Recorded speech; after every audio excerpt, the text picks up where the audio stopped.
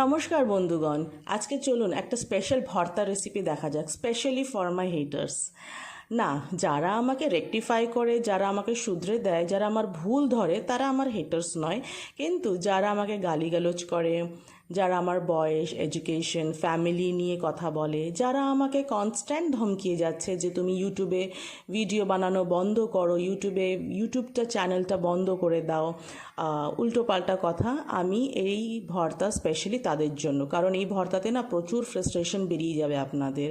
Actually আমিও জানি আপনারাও খুব ফ্রাস্ট্রেট, কাজে কর্মে বলুন, বাড়ির জিনিসে বলুন, ফ্রাস্ট্রেশনটা আপনারা এই কমেন্ট সেকশনে এসেই ঝাড়েন, সেটা আপনাদের ভাষাতেই প্রকাশিত পাওয়া যায়। আর যেহেতু এখানে কোনো অন্য কারোর মাথাতে নেওয়া যাবে না, তাই এখানে হচ্ছে ইলিশ মাছের মাথা দিয়ে এই ভর্তাটা হবে। বেশি কিছু লাগবে না, জাস্ট একটু পেঁয়াজ আর হচ্ছে কটা শুকনো লঙ্কা। ঝালটা আপনাদের উপরে ডিপেন্ড করছে কে কীরকম ঝাল খান। আমি একটু ঝালটা কম পছন্দ করি, তার জন্য আপনাদের যে গালিগালোচটা করে না, সেটা আমি না চেয়ে ওই কমেন্টটা না আমাকে ডিলিট করতে হয়। কেন কি আমি এত গালিগালোচ শুনতে আমার ভালো লাগে না। তাই একটু জল নিয়ে নেবেন, তার মধ্যে একটু লবণ দিয়ে, হলুদ দিয়ে জলটাকে ফুটিয়ে নেবেন ভালো করে। যেমন আপনাদের আমাকে দেখে হয়তো আপনাদের রাগ হয়, এরকমভাবেই হয়তো আপনাদেরও রক্ত ফুটে যায়, ওরকমভাবেই। তারপরে যে মাথাটা আছে সেটা দিয়ে দেবেন, আর ভালো করে এটাকে সেদ্ধ করবেন। দেখবেন যেন কাঁচা না থেকে যায়। কাঁচা থেকে গেলে কিন্তু আর সেই স্বাদটা আসবে না। এই জন্য ভালো করে এটাকে ফোটানোর খুবই প্রয়োজন আছে। ইউটিউব না বিভিন্ন জনারের ভিডিওসগুলোকে খুব প্রায়োরিটি দেয়। আপনি ইউটিউবে কিন্তু ট্রাভেল ভ্লগ পাবেন, ফুড ভ্লগ পাবেন, রেসিপিস, ডান্স, মিউজিক, বিভিন্ন রকমের আপনারা ভিডিওস পেয়ে যাবেন। আপনাদের হয়তো আমার এই ভিডিওটা পছন্দ নাই হতে পারে, আমার কন্টেন্ট আপনাদের নাই পছন্দ হতে পারে, সেটা আপনার চয়েস। কিন্তু যারা পছন্দ করছে, যারা আমাকে দেখতে চাইছে, আমাকে শুনতে চাইছে, তাদেরকে গিয়ে প্লিজ ডিস্টার্ব করবেন না। দেখুন, আমরা একটা শাড়ি কিনতে যাই একটা মলে, ওখানে বিভিন্ন রকমের শাড়ি পাওয়া যায়, তাই না? কিন্তু আমরা কি করব, সবাই কি একটা শাড়ি পছন্দ করে? সবার আলাদা আলাদা চয়েস আছে, সবাই আলাদা আলাদা শাড়ি পছন্দ করে। এর হয়তো কারো ঢাকাই সিল্ক পছন্দ, কারো তাঁত পছন্দ, কারো অন্যান্য কিছু একটা পছন্দ। এই জন্য যার যেটা পছন্দ সে সেই শাড়িটাই কিনবে, আর যার যেটা ভিডিও পছন্দ সেই ভিডিওটাই দেখবে। এই যে ফ্রাস্ট্রেশনের কথাটা বললাম না একটু আগে, এই মাছের মাথাটাকে এইভাবে গুঁড়িয়ে ফেলে একটু ফ্রাস্ট্রেশনটা বের করে দেখুন তো, খুব ভালো লাগবে।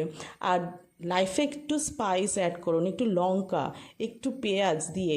এই ফ্রাস্ট্রেশনগুলোই তো আমাদের জীবনেই আছে। জীবনটা আমাদের অনেকটাই ছোট, তো শুধু শুধু হেট কমেন্টস করে, এইসব বাজে বাজে কথা লোককে বলে এটা কি হবে? আপনি যত দেখবেন ভালোবাসা দেবেন, অতটাই ভালোবাসা আপনি পাবেন।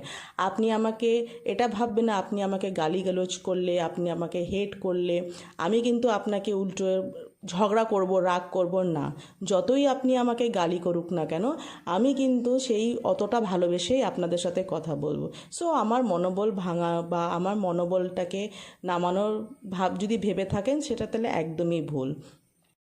জন্মদিনের দিন জানেন, সকালবেলা উঠে আমি খুব এক্সাইটেড ছিলাম যে কে মেসেজ করলো, কতজন আমাকে উইশ করলো সেটা দেখার জন্য। তো ফোনের যখন নেটটা অন করলাম, একটা কমেন্টের রিপ্লাই আসলো, আর সেখানে আমার নামে একটা গালাগাল লেখা ছিল। ভাবুন, জন্মদিনের দিন সকালবেলা আমাকে কেউ গালাগাল করছে। সেটা ঠিক আছে, আমার ভুল ত্রুটি যাই হোক, আপনি সেটা বলতেই পারেন, কিন্তু এই যে গালাগালটা দিয়ে আপনার যে স্ট্যাটাসটা আপনি বোঝাচ্ছেন, সেটা উচিত না। আমি যেটা বললাম না, life is too short and life is too unpredictable. কখন কার বিপদ আসে, কখন কার সমস্যা হয়। আজকে আমি বিপদে পড়েই হয়তো এইসব করছি, এটাও হতে পারে, তাই না? তাই আপনাদের বলছি, হেটার্সরা যতটা পারবেন ভালোবাসা ছড়ান, হেটটা ছড়াবেন না কারোর প্রতি। ভালো না লাগলে আপনি সেটা রেকটিফাই করতে পারেন, যে বলতে পারেন যে তুমি এটা করো না, ওটা ওরকমভাবে করো, সেটা অবশ্যই আমি শুনবো। কিন্তু এই গালাগাল করা, এগুলো তো উচিত না। বলুন, আমাদের সমাজে সবাই দুঃখী।